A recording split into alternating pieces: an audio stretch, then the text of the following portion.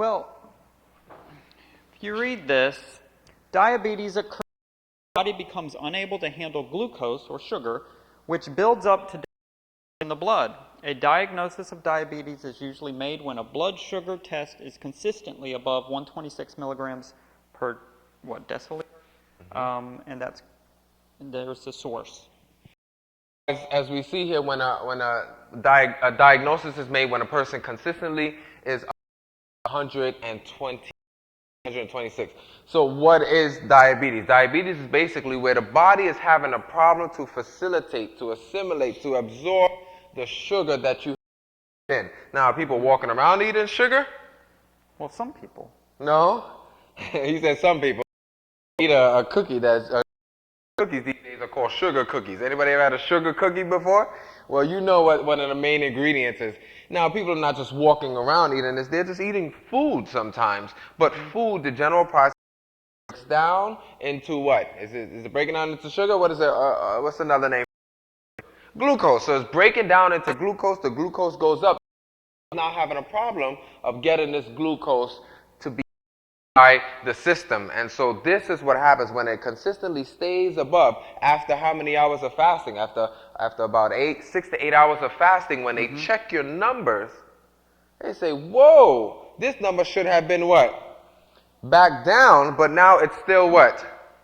It's still high. So when it happens consistently, then they make that diagnosis of diabetes. But what? But you know, there's something else. Dr. Song and I, we've run into this where there's something what they call rebound.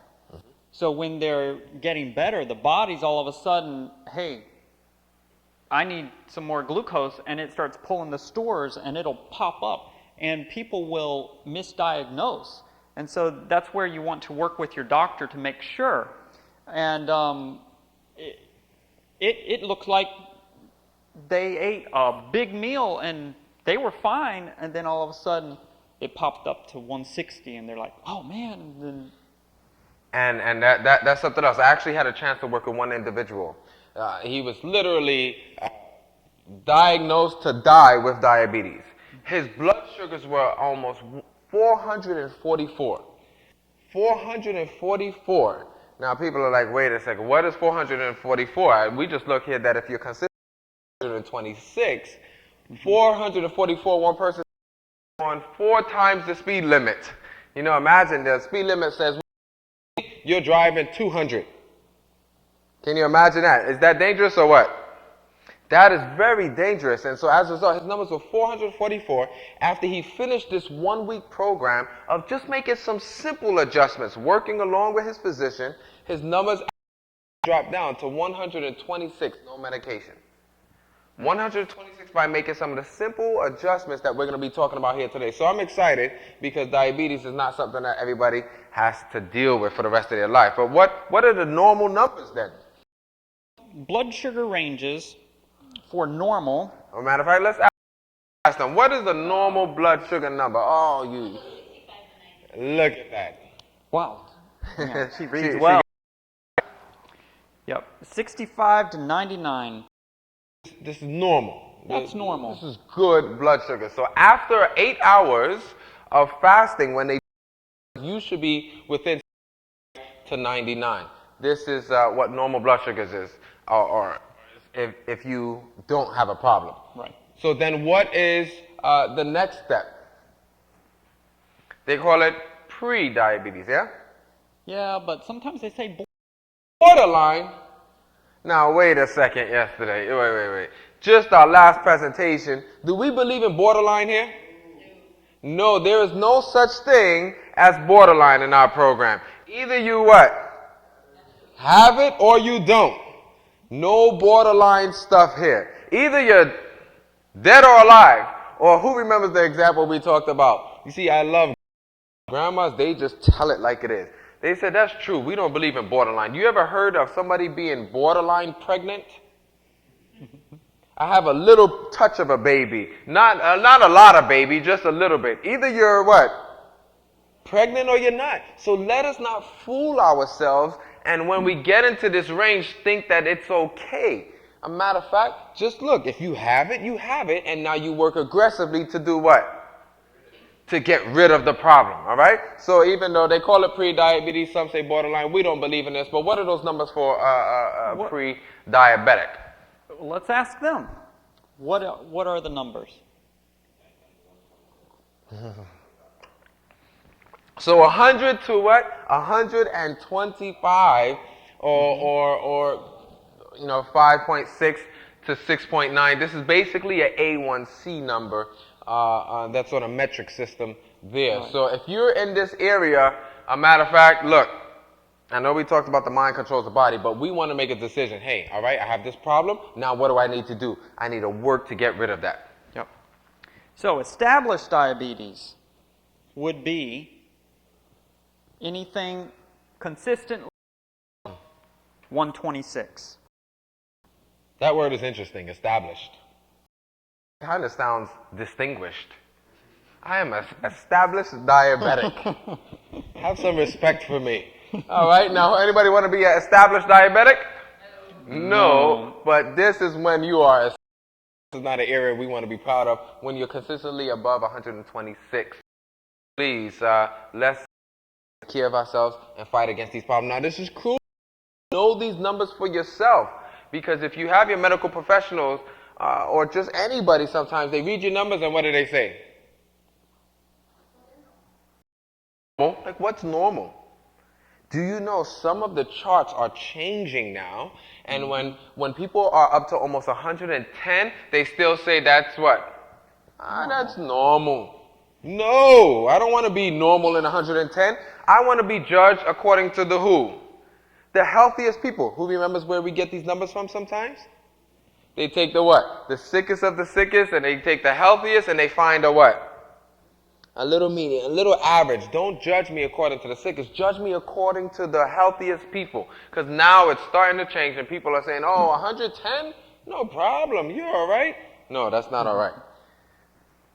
So, glucose metabolism. So when we eat food, food is digested and rates are broken down into simple sugars. Glucose enters the blood. Insulin is produced to transport sugar distribution about the body. Insulin, acting like an usher, opens a door for glucose into different cells. Dysfunctional glucose metabolism is insulin-producing cells are to be type 1. Okay, who knows about type 1 diabetes? It's a little different than type 2. Yes. Insulin is produced, but body ignores distribution, which is type 2. This is the most common. Now, So real quick, just looking at that, basically you eat the food breaks down, and it turns into what, everybody? Sugar, a.k.a. another name? Glucose. So the glucose now is elevated in the blood. This is the normal process. Insulin come, and let's pretend insulin has how many hands?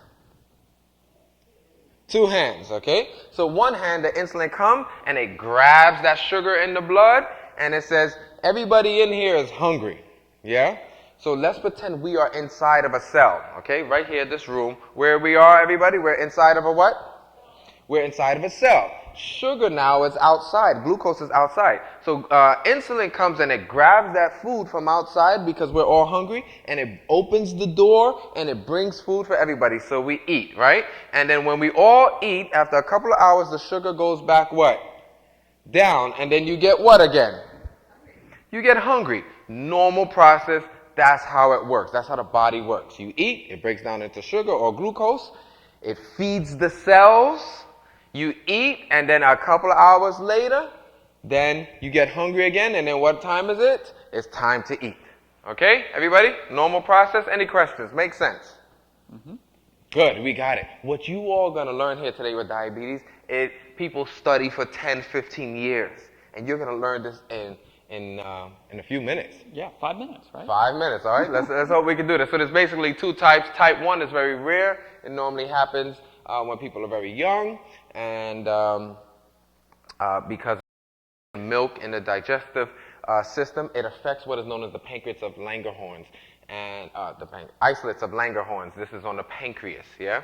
And so they now, because they can't produce insulin anymore, they're required to do what? They're required to take insulin.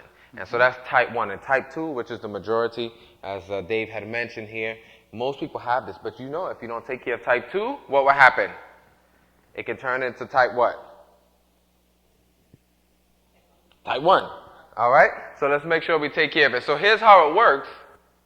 Real quick. How does that work, Dave? Well, you got insulin resistance causes the can't see it too well. All right, so insulin resistance causes the lot to get all gummed up. And the body sends more and more insulin trying to get it open. So the key, the more the pancreas has to work overtime to create extra insulin, the sooner it will wear out and quit working. So when it's producing this extra insulin because the glucose is not getting taken into the cells because they're gummed up, the pancreas starts getting weaker and weaker, right? This is true. So watch this then. You're eating food. Food breaks down into glucose. Insulin comes. How many hands, everybody? 2. 2 hands. It takes what? One hand grabs what? That's outside. Sugar or the glucose. The other hand what? Opens the door. We all got that, right? Simple enough. Something is now blocking the door, aka gummed up. Who can tell me real quick, what is one of the major causes of diabetes? All right, fat. But also, what's the problem with diabetes? Is fat the problem with diabetes? Glucose, sugar. Right or wrong? Uh-oh, y'all looking at me funny here. They must have been through this program before. So I'm going to trick them a little bit. But wait, diabetes is a problem with the what? With the sugar. So why is everybody saying fat? All right, there it is. You see, you have to understand this now because a person who has diabetes, their whole focus is what? Sugar. How much sugar does it have? How much carbs does it have? Isn't everybody asking, how much sugar? Because I have a problem with what? Diabetes. You all real quick. So when a person now uses too much fat, so you all have heard this before, they took 2 groups of people. This group, they had high sugar diet. So what are some foods that are high in sugar? Fruit Loops. Somebody had a nice cereal this morning. What else? What else is high in sugar? Sugar cookies. What else? Banana. Who said banana split? Banana split. However, that's the banana split. Oh, I don't have it here. Ooh, that's the banana split that you make with ice cream. We'll have a banana split in the back, and I'll show you. It's on one of our books called Kidlicious. And the banana split is made out of scoops of oatmeal. That one won't cause any problems. But yes, banana splits with ice cream. So this group, they had a whole bunch of sugar. How much was it? Almost a pound of sugar? It was a lot. A pound of sugar a day. This group had a high-fat diet. And what are some foods high in fat? Meat. Fried foods. Anything else? I guess everybody over here is on a no-fat diet. Nobody knows. Anything else that has fat? All right, nuts. What else? Red meat. Fried foods. Dairy. So they had a lot of dairy. As a matter of fact, if you take a plate, almost 65% of that plate was high in fat. Who became diabetic first? The one who had a lot of fat in their diet, fried foods and stuff, or this group here that had a lot of sugar? The fat. Now somebody tell me why. It blocks the cells. How does it block the cell? Wait a minute. 1 pound of sugar. I mean, when you get sugar, it's 5 pounds, right? That is a lot of sugar. That's more than any of us, I think, has ever had. Well, maybe not, but it's a lot. And to have it every day. Every day. As a matter of fact, after 11 weeks, when the study was terminated, this group did not have one diabetic. But let me call a timeout real quick because everybody's excited. I notice people taking notes. Sugar does not cause diabetes, so I can go home tonight and have 3 banana splits with cookies. No, of course not. Sugar doesn't cause per se diabetes, but what does sugar cause? Sugar causes a lot of other problems. You have that here. Anybody know what else sugar cause? What does sugar cause? Hello. What's that? Bad health. Bad health? What kind of bad health? Hold on, y'all just came here to sit down and listen to us, huh? No. Who? Cavities. So it messes up the teeth. Anybody else real quick? Because we have to cover a couple things. I'll share with you real quick. Sugar is related to cancer of the stomach. Sugar related to colon cancer. You know what else sugar does? It is related to developing ulcers, Crohn's disease, gallstones. And here's the last one here that sugar is related to: bone brittleness. Anybody? I can teach everybody how to have weak bones. Anybody want to learn how to have weak bones? Anybody want their bones to crumble? No hands? All right. If you want to learn later how to become, how to have weak bones, all you have to do is just eat a lot of food with sugar. Yeah? So next time you go for that ice cream, say, yes, osteoporosis. I can't wait till you come. That nice little cookie that you didn't make yourself, no problem. I want my bones to be weaker. Anybody excited about that? Ah, man. Well, anyway, so that's what sugar does cause. And however, sugar, if it is used a lot over a long period of time, it can be related to diabetes because it overworks your pancreas to produce more insulin. And so when you overwork an organ of your body, what's going to happen over a long period of time to that organ? I was like, I'm done. I'm tired. So directly, it's not going to cause it immediately, but over a long period of time, it can cause other problems. So basically, when you eat a lot of fat comes and it wraps this cell for Christmas. So it gets the whole cell ready for Christmas or a holiday or something. And then when the person eats the food and the food breaks down into what, everybody? Sugar. Now the insulin comes and it grabs with one hand sugar, and the other hand it tries to open the door. Can it open the door? No. So what happens now? The blood or the sugar outside stays what? Stays high. Then what happens? Anybody knows?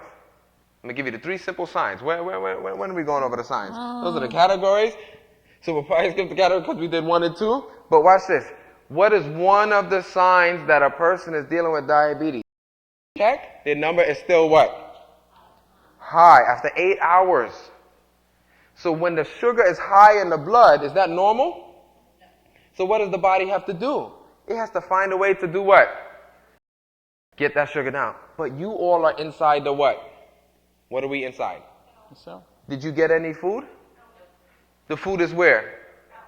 So do you know what happens when a person is diabetic? They are very what? Hungry. And they eat food and they finish the food and they're still what? Hungry. Why? Because the food is outside of the cell. So a person who is diabetic, you will find them eating what? Constantly. I see one person writing down, oh Lord, help me. I am eating all the time. Maybe I'm a diabetic. No. But you get hungry, and what else? Is that one? Is that one of them? So let's look at the category of it. You're going to get the 3 hallmark signs here. All right. We're going to go through the categories and types of diabetes. Mm-hmm. So right there, we all see them here. Basically, don't worry about the names, the gestational, all central, nephrogenic. I'm going to give you real quick what that means. Because the sugar is still outside, the person eats a lot. So then, as a result, they are hungry. That's the 1 hallmark sign. Now, because there's still so much sugar out there, the body says, I have to get rid of this sugar, right or wrong? So who kicks in? The kidneys kick in. And they say, man, there's a fire in there. We got to wash this sugar out. So a person now who has diabetes or is developing diabetes, they're always going to the what? The bathroom, because the kidney is like, look, the pancreas is not doing its job, stomach's not doing its job, let me get in there. And it starts trying to wash out the what? The sugar. So is that one of the reasons why, a long time ago, they could tell if the ants came to the... A matter of fact, doctors, when a person is thinking they have a problem, the doctor will say, no problem, just go right outside in that little area with dirt. I need you to go and use the restroom. Number one, y'all, number one, not number two. And so they'll go and they'll do number one, and then they'll wait a little while, and then when they'll go back outside, they'll see what in that area? A whole bunch of ants. You know ants. They love what? Sugar. Sugar and sweets. They will come, that little piece of chocolate you've been hiding for everybody on top of the cupboard, on top of the shelf, who will find that before the people find it? The ants will find it. A matter of fact, my mom is from Trinidad, and in the islands, we always used to know when somebody was hiding sweets. We'll just follow the what? The ant. They can smell it. So when they would see ants by the urine, then you know what's spilling out in that urine. Sugar. All right? So a person who is dealing with diabetes, they use the bathroom very what? Frequent. So that's the second sign. Now somebody, this is real quick and then we'll continue here. What's the third sign? If a person now is always hungry, they're always using the restroom, they will be very what? Thirsty. I think I need to go check my sugars here. No, I'm not thirsty. I'm talking. So as a result, they're thirsty all the time. So what are they always trying to do? They're always drinking. These are the 3 hallmark signs of diabetes. You understand this. Now, if you see somebody drinking water all the time, don't be like, you're a diabetic. Look at the whole situation and don't judge.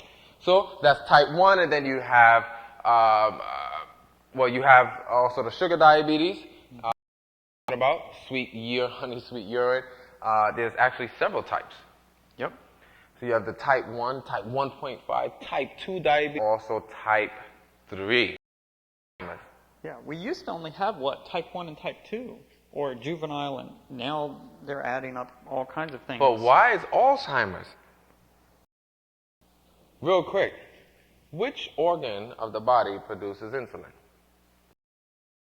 The pancreas.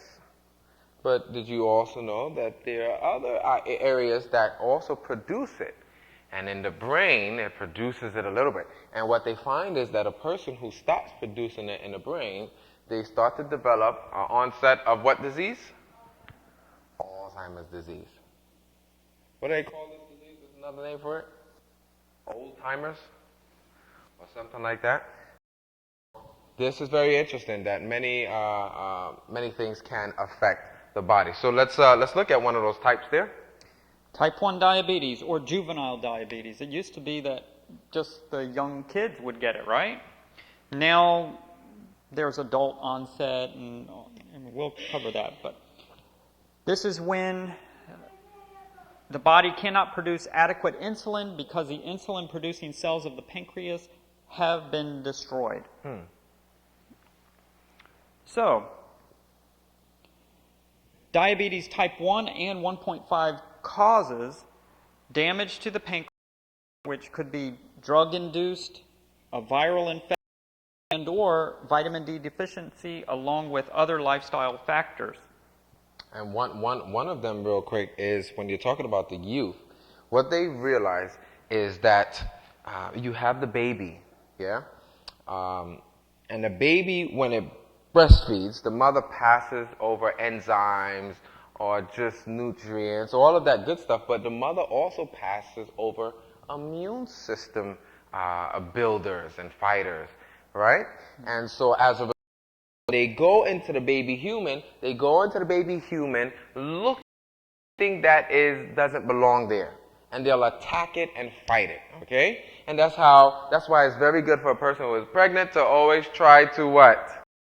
Breastfeed. They find that the children who are not breastfed, what do they have a lot of problems with growing up? Their immune system, because it hasn't been fortified from a young age. So mothers and ladies, if you can, try to what? Breastfeed. You are actually helping to build up the child. But let's call a timeout. The cows work the same way. So when the mother cow gives breast milk to the baby calf, it goes in there, she's passing an immune system. The white blood cells, all of these items are going into the baby calf, right? They look for anything foreign. If they find anything foreign, they attack it.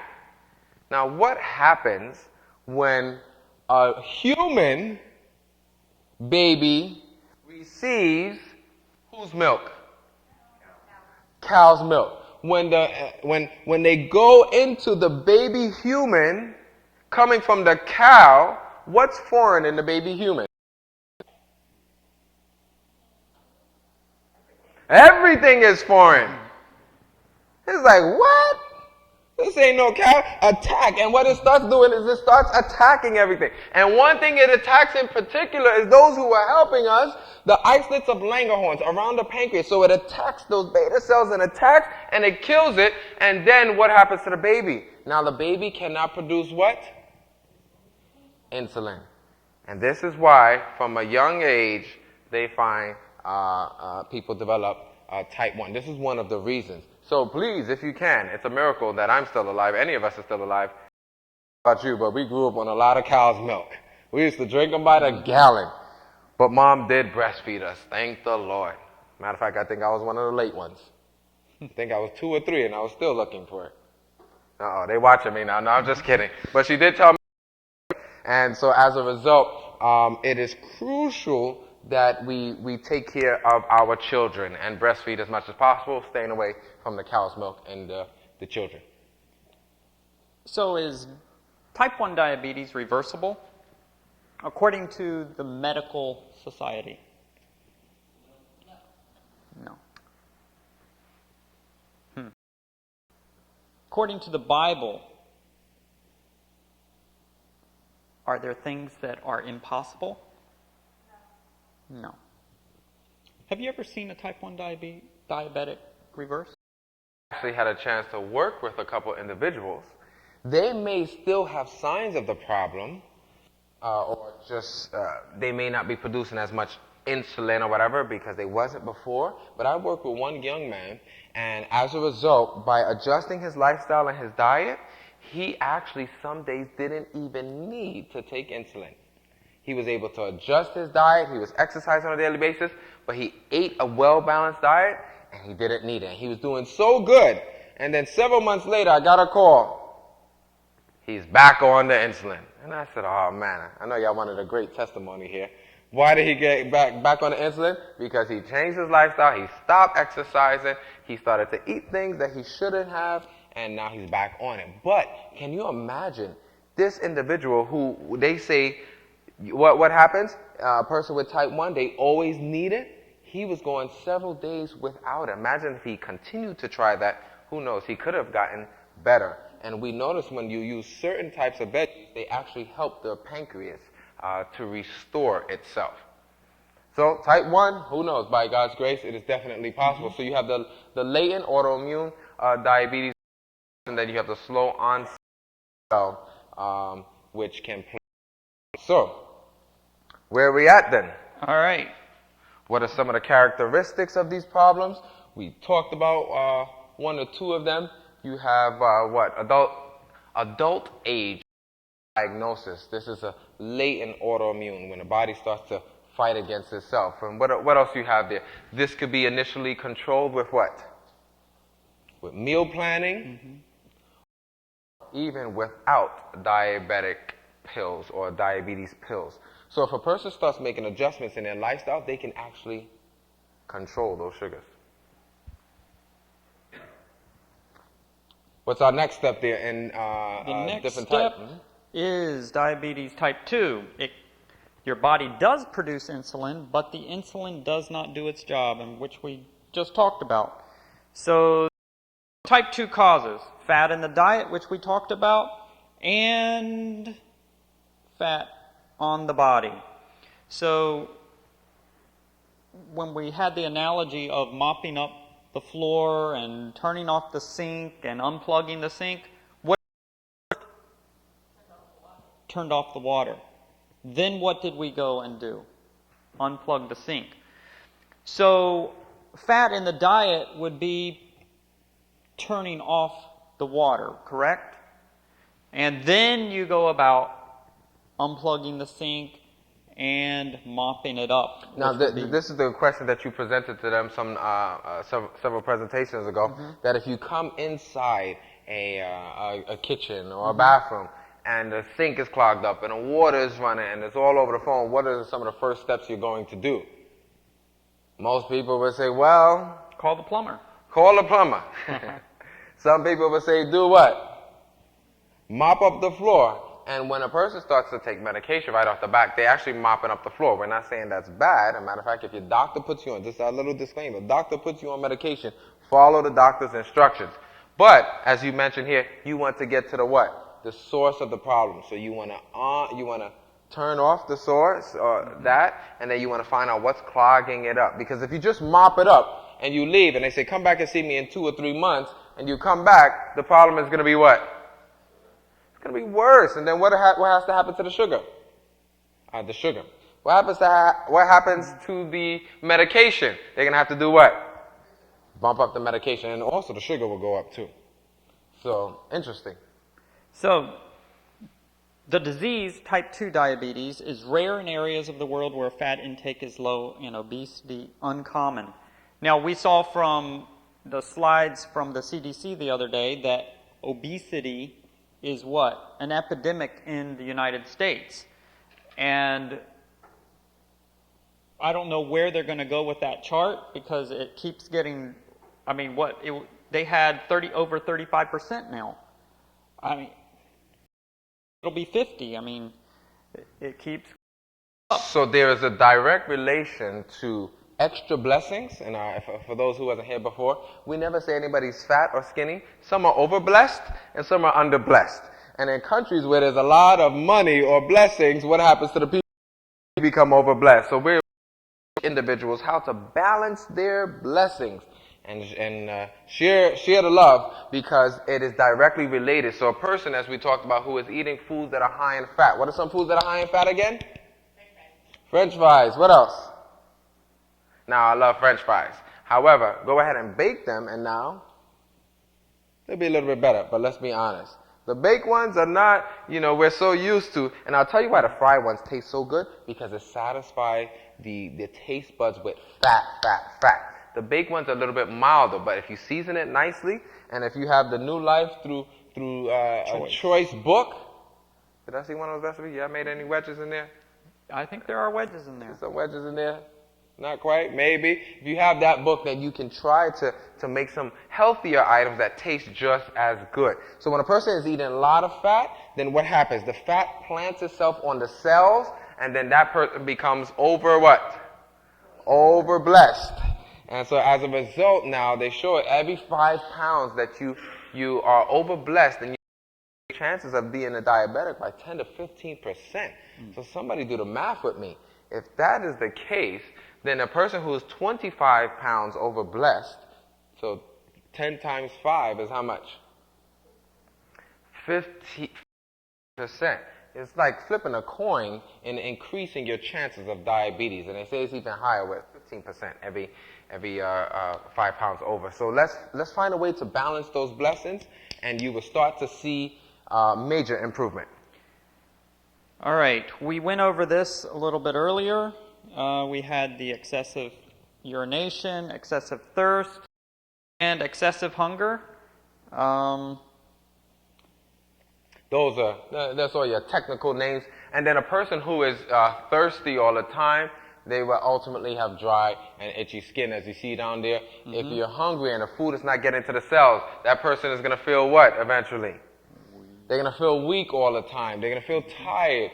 Tingling sensation in the extremities. That's why a person who is a diabetic, you have to be very careful with what? Washing their extremities or their feet or whatever, because they could get burned and won't even know it. Can you believe that? And then because of that, the body doesn't heal itself as fast. You see unusual weight loss. So what happens is you have the extra blessings that take place. It wears out the system. Matter of fact, I consider diabetes to be the sister of the bunch. Does anybody remember who the brothers are? It's It's like a triangle. Okay, so you have the sister, and who are the two brothers? Cholesterol and hypertension. And please don't play around with diabetes.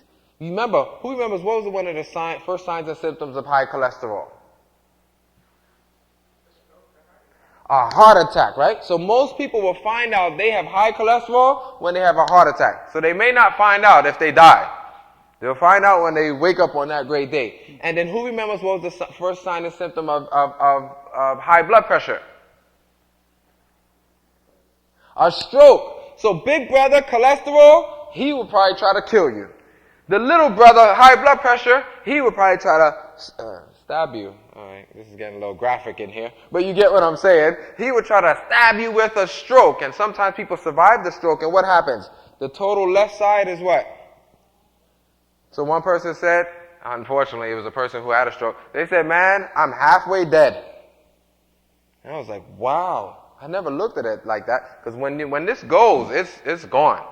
And so that's the high blood pressure. But the little sister, you know why people play around with diabetes? Let me ask you all a quick question.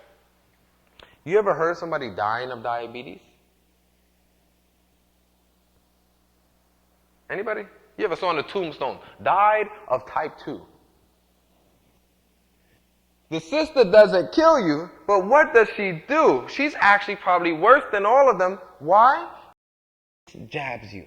Here, there, there. And what happens with diabetes? The whole what?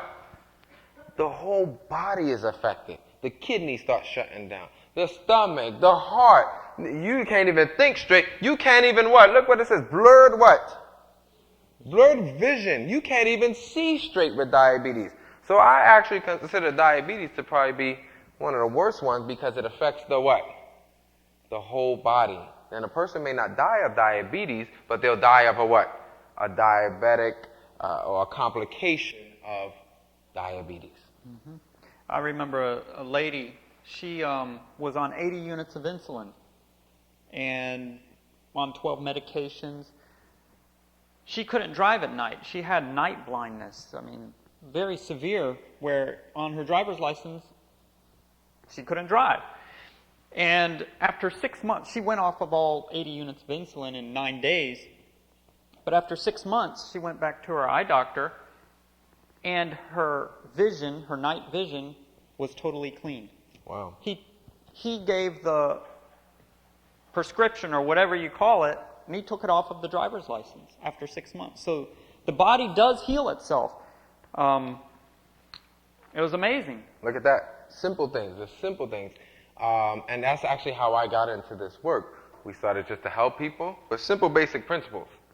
And they would do it, and they'll come back, and they're like, you think this is going to work? I'm like, sure, it will work. They'll come back, and they're like, wow, my numbers went from 300 to 150. And I'm like, amen.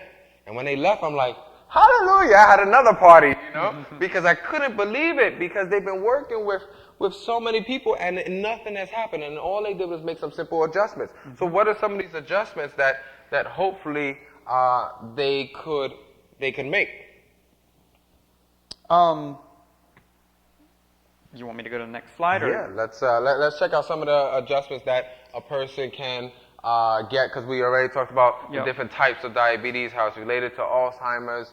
Of course, they say age, family history, Down syndrome, whiplash, and all of that. You know, and let me stop right here, and then we'll get to some of those things. You know how they say, they always ask you, does your mom have diabetes? Mm-mm. Does your grandfather? No. I mean, yours, maybe. Well, mine does. Right. And then they're asking you all these questions about your family. Now, why do they ask you questions about your family? Because they consider sometimes this to be a hereditary disease. But did you know that diabetes is not per se hereditary? You know how they used to say it runs in the family? I don't believe that. One person said, the disease doesn't run in your family.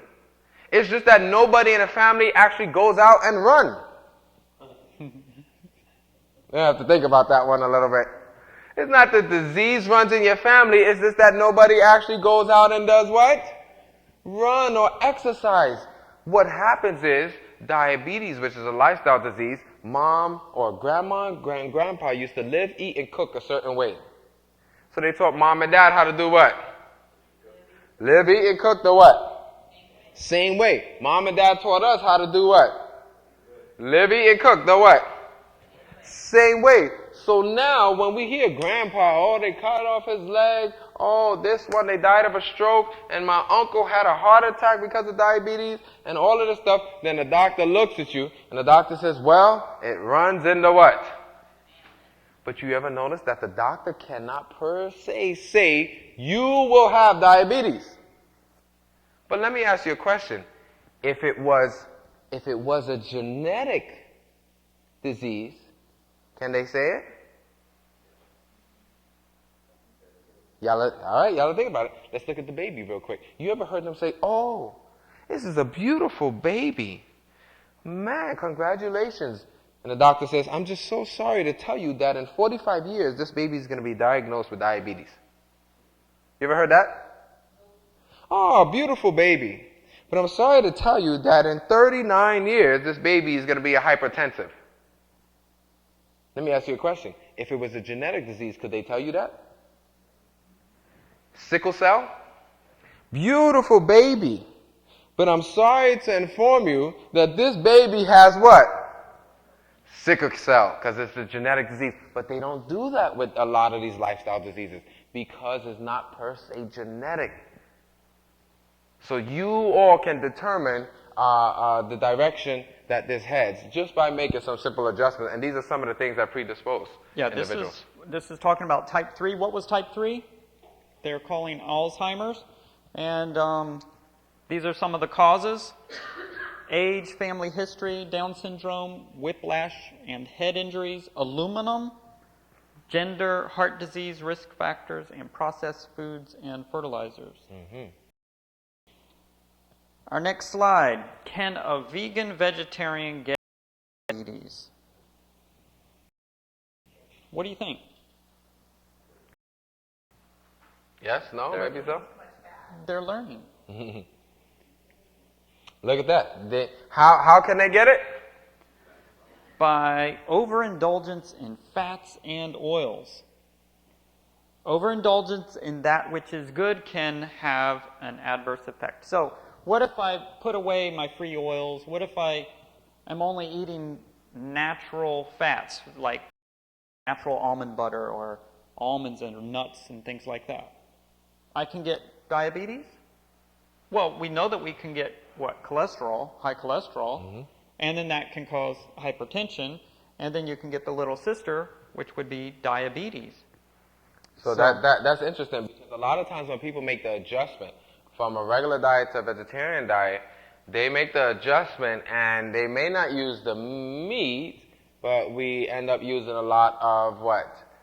Cheese and substitutes and stuff like that. And it was a challenge for me because my dad is also Italian, so we love cheese. Matter of fact, I still see cheese and I go, amen. And I found a little way. I just go ahead and I said, let me smell that real quick. And I smell it, and now I let it hit my stomach, and now I'm satisfied. Now, people don't want me smelling their food, but I had a chance to hang out at one of my friends' place last night, and they had some, good food, and I had a chance to, yummy for my tummy, but I actually didn't eat it. So that was one of the ways that I found out that would help. But, real quick, we go overboard once we become vegetarian with the what? With the cheese. And cheese has a lot of what? A lot of fat, and also we talk about high blood pressure with the salt. Also, sometimes we go crazy with the what? The oils. We go crazy. One person says, man, one day when we go out to eat, we become Baptists. And we take the bread when we go to an Italian restaurant, and what do we do with it? We go like this, right? And we baptize the bread. We make sure it's totally what? Immersed with oil. But it's olive oil is what we say. Then one person said we become Catholic one day. And we take that salad, and what do we do with the salad? We baptize it. And so, don't worry, all the churches are involved in this process here. But we go overboard with the what? With the oil. And so as a result of taking in that could cause problem, or even with the nuts, as you mentioned there, we usually say a handful of nuts. But sometimes what do we do with the nuts? Hands full, bag full, can full. We go way too much with the nuts, or we knock out all of the peanuts there. So what's the proper serving? Closed hand, closed fist, upside down. All right, well,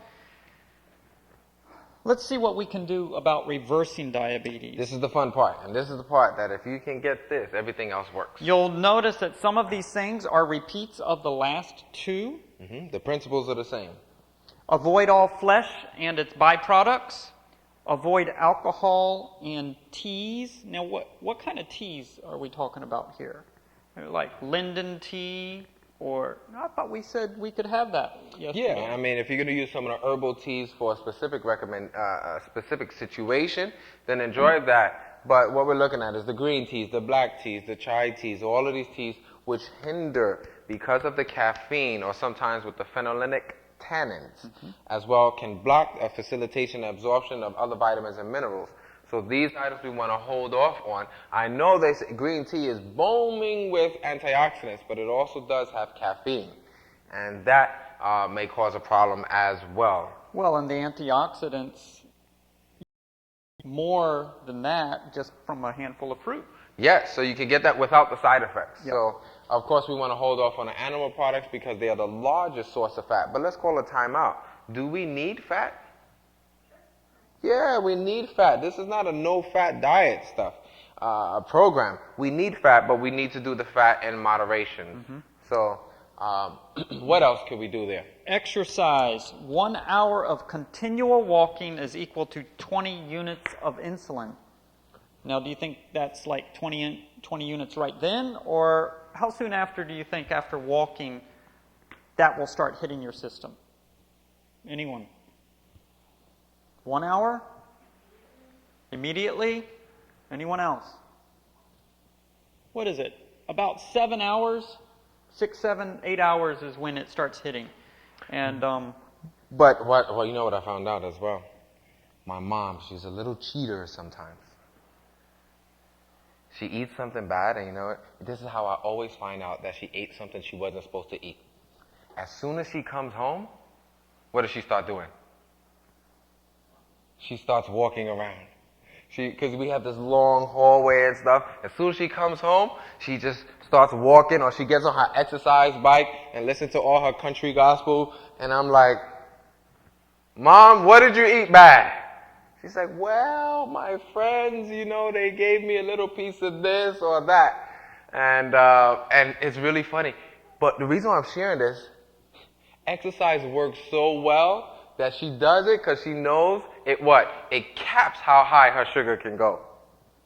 It's really amazing. And that's why, a matter of fact, I even put my mom on a 24-day program. This is 24 days to realistic health and healing. For those who give it a try and exercise now for the next 24 days. Now, I'm not talking about tomorrow, go out and do 10 miles. No. I know it's talking about 1 hour, but we did a presentation one time, and one guy was so excited about 24 days, he tried to do the 24-day program in 1 day. Literally, he went out the next day. And, you know, we talked about 1 hour is about 3 miles. He went walking for 10 miles. He was literally trying to reverse diabetes in 1 day. And the next night, we didn't see him. The next night, I didn't see Bob. The next night, I didn't see Bob. You know, it was the funniest thing. The last night of our program, we seen him come in. And we said, Bob, is that you? And he came in. I said, what happened? He said, I was so excited about making these changes. I went out and I walked for 3 hours. I said it was 3 miles, not 3 hours. His body couldn't keep up with him. So he was in so much pain. So just by following the program for 24 days, a matter of fact, people by day number 11, 12 have seen improvement. And that's how well exercise works. That's actually one of the goals that a person can do, that you can set, is try to get at least 30 plus minutes of physical activity. It says 3 times a week, but they say exercise in many cases will be better for your health than even medicine. Now, we're not saying come off the medicine, but imagine if you start exercising, then what will your doctor start to do after a little bit of time? He'll reduce it and take you off your medication. So yes, you hit it on the head that the exercise will definitely be a benefit. What else is on there? Drink lots of water. How many glasses?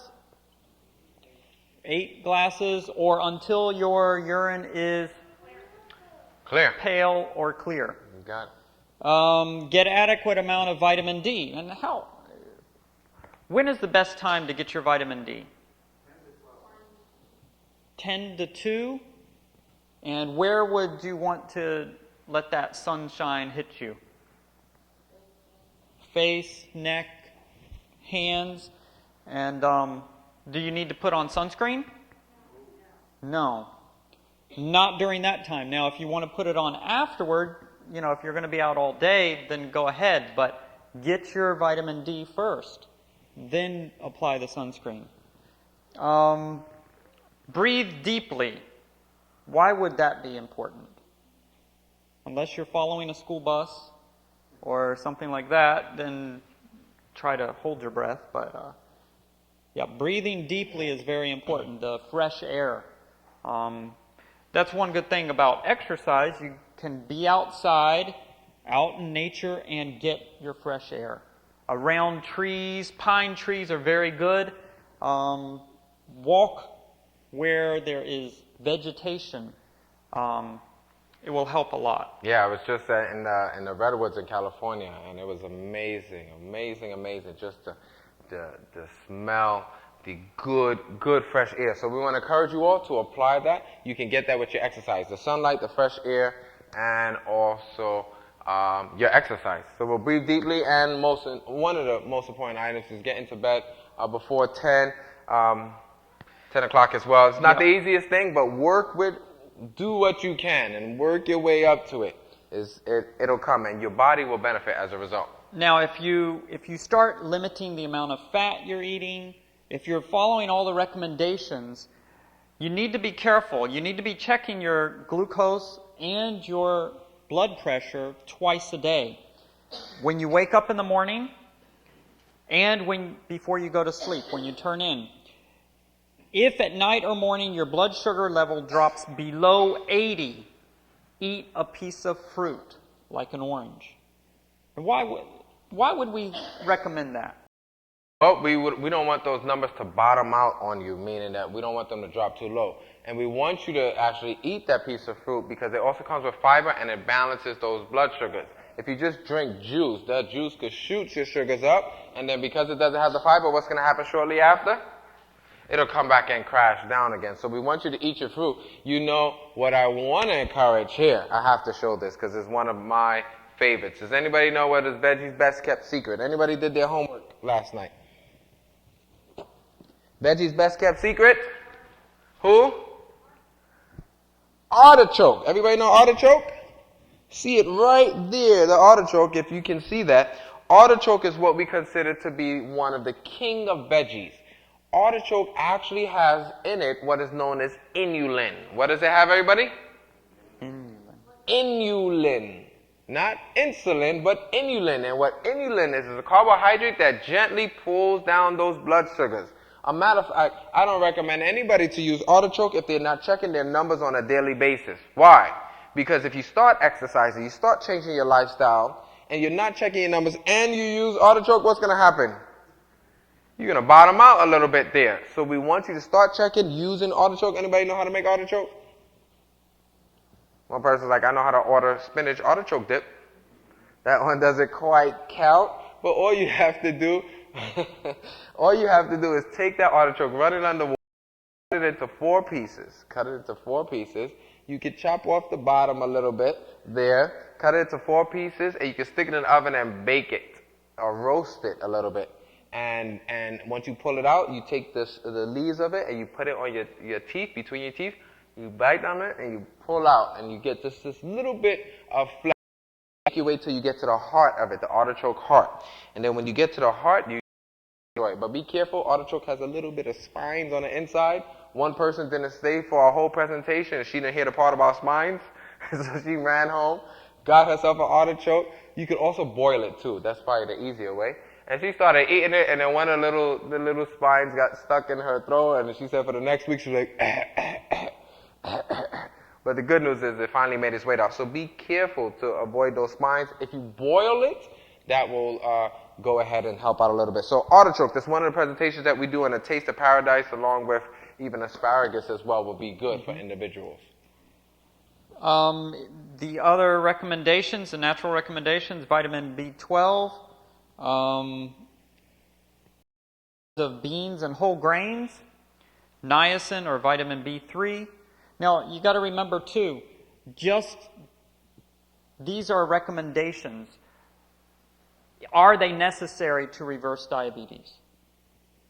Anyone? No. These just help facilitate, give some extra oomph to the body. Vitamin D. Now these two, Gilmena, Silvestri, and GTF Chromium, with each meal. Then I get to the things I like. Flaxseed. How can we have fresh flaxseed? Now, why do we grind flaxseed? Freshly ground? Because it loses its nutrients as soon as it hits the air. It oxidizes. So you want to use it rather quickly after you grind it. Don't grind it and eat it the next day or save it for a few days. So get your coffee grinder and grind it with that.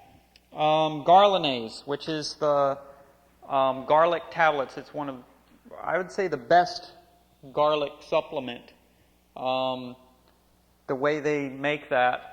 And one tablet is equal to 4 pumpkin seeds, handful each meal, which is about a 1/4 cup. Non-GMO lecithin granules, it helps dissolve the fat. Artichokes, string beans, and prickly pear. Artichokes, you gotta love them. I actually didn't even like artichokes. People say, how do they taste? I was like, I don't know, I don't like them. But once I found out how good it is, it also naturally detoxifies your liver. It's very good for the skin. I mean, artichokes are an amazing item, and we actually can show you how to cook it. But one of the key ingredients or items, natural recommendation, is to hold off on anything white in the diet that doesn't come naturally that way. We want to use more whole grain items. What are some whole grain items? Whole wheat bread. Instead of white rice, what are we going to use? Brown rice. What else? Instead of white pasta, what kind of pasta we'll use? Whole wheat pasta. I almost got in trouble in one location. One lady, it was a family here, and it was a husband and wife, and it was a interracial couple. So she raised her hand. She was a black woman, and she says, "You said anything white in the diet?" She says, "What about him?" Her husband was white. She's like, "Do I have to get rid of him?" I said, "Does he naturally come that way?" She says, "Yes, he does." I said, "Good, now keep him so you can love him a lot." And she said, "But what about the white potatoes? Does white potatoes come that way?" Yes, actually potatoes is fantastic for diabetics. The problem with the potatoes is not the potato, it's what we do to the potato. Potato is healthy, and then we just cut it up and we slapped a piece of what? Butter in there, and then we put some sour cream, and we put some veggie bacon bits and cheese and all of that stuff. And the potato said, "I used to be healthy, but now I'm not healthy anymore." So the potato's not the problem, it's what you do to the potato. Yep. So this is the warning. This is what we want you to hear. What should I do if my blood sugar level is dropping? If at morning or night and morning your blood sugar level drops below 80, we already covered this, eat a piece of fruit. Now, what about when they're walking? Do they need to carry something with them? A person who is having a lot of highs and lows with their blood sugars, it's always good to just keep a piece of fruit with you, even when you go walking. Because if you feel that dizziness or your vision starts to get blurry or something of that nature, then you want to go ahead and start chewing on that fruit real quick. You can also chew on the fruit while you call 911. All right? So just try to find that balance. Yeah, I remember And that's how fast exercise works sometimes. when we were out in California, the lady, she said, "Oh yeah, my husband, he went out and he calls me and he's like, oh, I'm faint." And she's like, "Did you take your fruit with you?" And he's like, no, I forgot. And found out that he was right next to a store, and she told him to go in there and get a piece of fruit, and he was okay. But you think about it, if you faint, this was in California, and there's some man laying on the sidewalk, who's going to know what's wrong with them? I mean, the police come or whoever, they're not going to know. Yeah. So we want to make sure you're very careful in your reversing this, because it can happen very quickly. Yeah. If the blood sugar level is 140 or below before bedtime, be careful with the amount of medication that you take at that time.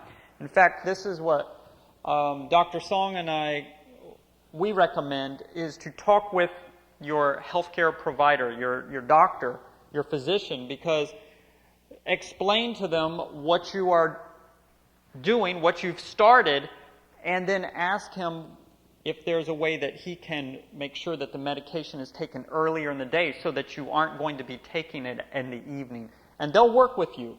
And keeping track of these numbers is very important.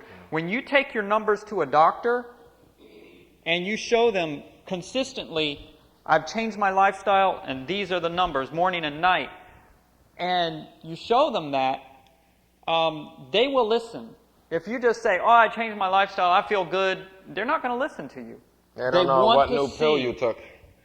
So make sure you take care of that. And I believe the doctors these days are very willing to work with you, but you just have to prove. You have to show the evidence that, hey, here's the changes I've been making, here's the gradual decrease. And they'll have no choice but to take you off of the medication. You know how people say, oh, the doctors just want to give us medication. That's not true. All of these things are documented. What we need to do is take care of our own health. And if we take care of our health, then they'll join us in the process. Is that all right? Yep. So then, as you mentioned there, let's contact our healthcare provider so that they can make the necessary adjustments to your medication. And for those who do it, they'll see major improvement. Matter of fact, we say in less than 24 days, you'll see it. Question, we have some mics. We have a hand. Hold on just a second.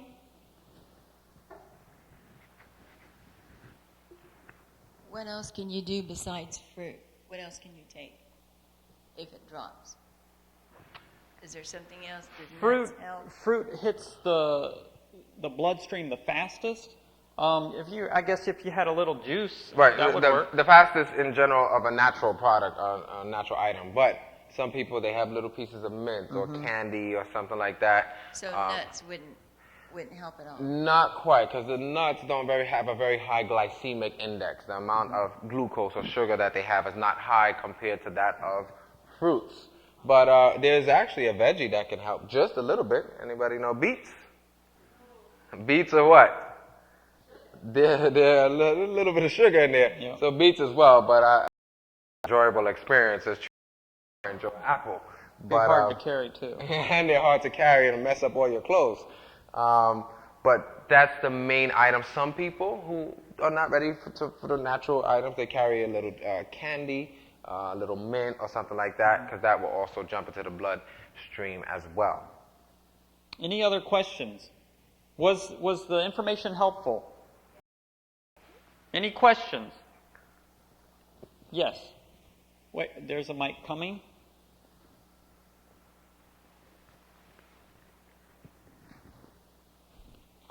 What kind of sweetener can you use? I mean, sugar means what kind of sugar? I mean, beet sugar or cane sugar? And if you cannot eat cane sugar, why is that?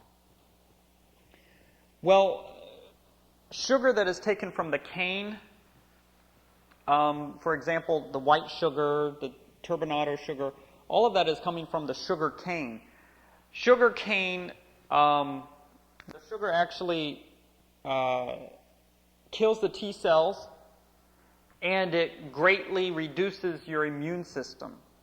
So I've seen where a kid has been off of sugar for years, no sugar-related products, only natural like honey or agave nectar or brown rice syrup.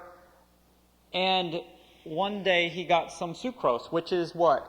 What is sucrose? It's sugar. Within 30 minutes, he had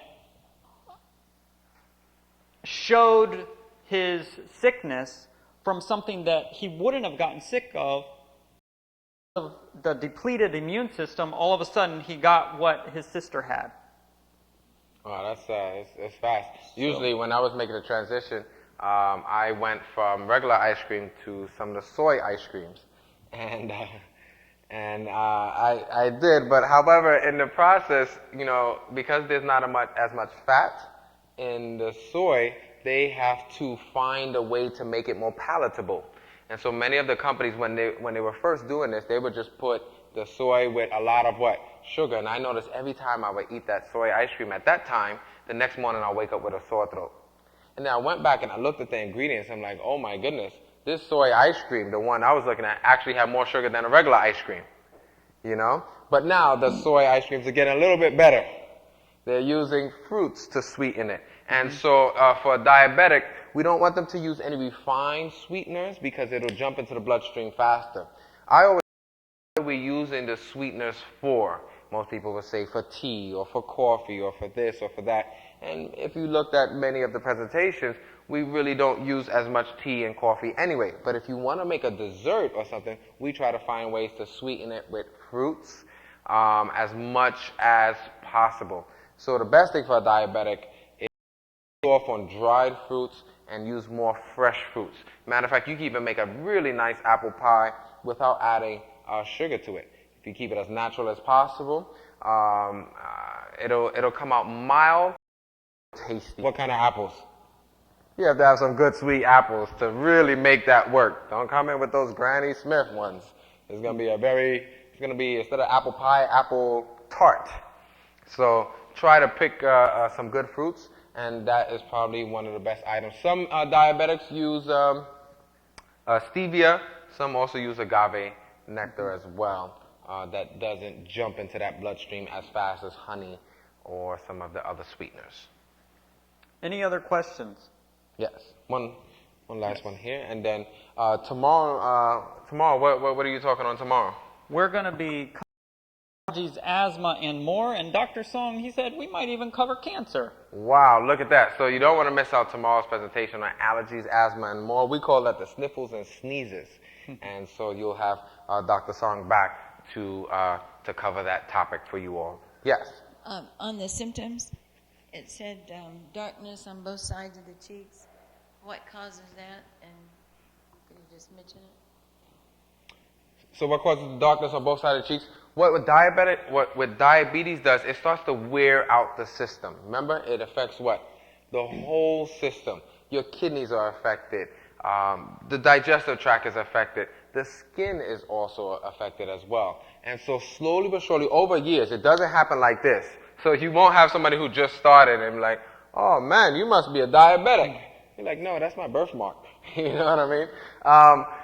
Over an extended period of time, you will start to have the darkening of the skin in these areas here. Now, do not go and start inspecting people, please. That's a rude item, but this happens over a period of time because it affects the skin. You also, as we saw one of the signs and symptoms, you have dryness, you have brittleness. All of these things start to take place with diabetes, and so it affects the whole body. Your reproduction, the breaking down and the facilitating of food, vitamins, and nutrients as well. That's why, if you notice there, they even suggested 1 or 2 supplements there because the body is not facilitating properly anymore. So that's one of the reasons as well that a diabetic will have that situation. Yes? The mic. One more question. What about vanilla? Can you tell us about vanilla? Vanilla is very interesting. If we go to, let's see, you got book 1 over there? Let's go and look at that. There's a list of stimulants which when you stimulate your body, what is happening? Caffeine is a stimulant. There's a lot of different stimulants, right? Well, vanilla is interesting because it is a stimulant, but it also promotes choleresis, an increase of bile secretion. So if you increase bile secretion, what produces bile? The liver produces cholesterol that produces bile. So if you start releasing bile, the liver has to produce more cholesterol. And remember, when cholesterol is being produced, it goes into production for a 2-week time, days. So if I start excreting more bile, my liver has to go into a higher capacity to produce the cholesterol for that release of bile, and it stays at that production. So you're making your cholesterol go up. Now, the other thing would be the stimulant. And a lot of people were skeptical of this, but we had a chance. One time we had some people over for our meal, and they shared with us a cookie. And it was a nice carob chip cookie. We asked the ingredients, and we had eaten enough at our lunch. And so we took one cookie, my wife and 2 kids, and we chopped it into 4, and we ate a quarter cookie each. And at the end of our meal, and that night, I did not sleep good. I tossed and I turned, and I was like, what in the world? And I got up the next morning. I don't even feel like I slept at all. And my son, he said, yeah, I was the same way, and I could barely get to sleep. My daughter, same. My wife, the same. And then I'm like, well, what in the world happened? And my wife said, well, I forgot to tell you, but after we left the table, the women went off and started talking. Well, what did you have in that cookie? Ended up she had put a 1/4 teaspoon of vanilla. So I know that it is a stimulant because we had laid off of vanilla for a couple years, and it wasn't psychological because we had no idea what was in it. So it is a stimulant. It does promote choleresis. So vanilla is something you want to... Do things taste good without vanilla? They do, but we have to be honest. It does add a little flavor to it, and that's why people love it so much. If it was so bad, if it didn't taste good, we wouldn't. But as a result, we do realize that it does work as a stimulant. So slowly but surely, we try our best to make the adjustments away from that. And we always say to each his own, but these are some of the principles. That's just the facts of it. And so even myself, I slowly but surely have stayed away from it as well. We're not here to say if you use vanilla, you're going to die. Yeah. No, we're not here to say that. One person said, I can't eat anything anymore. No, it's not that. But we're just sharing the information. So you take it slowly but surely at a step at a time. And then you give it a try for yourself. If it works for you, great. If it doesn't, not a problem. But we hope it was helpful for everybody here. And we look forward to tomorrow night, allergies, Tomorrow asthma. night, 7 p.m., allergies, asthma, and more. And we'll throw in some cancer in there. Thank you, and have a good night. Let us say a prayer. Father, thank you so much for the simple information that you have given us. May you bless us, Lord.